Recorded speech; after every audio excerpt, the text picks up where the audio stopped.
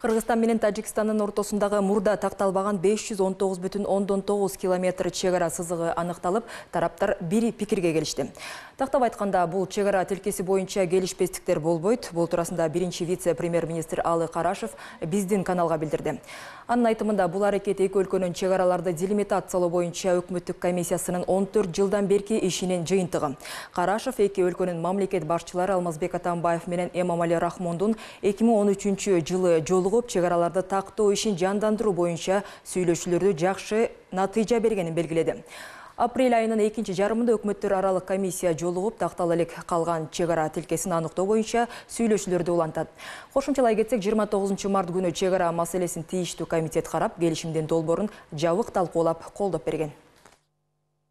519,9 километр чегара сызыгы бул жалпы чегаранын узундугунун 54%-ын түзөт.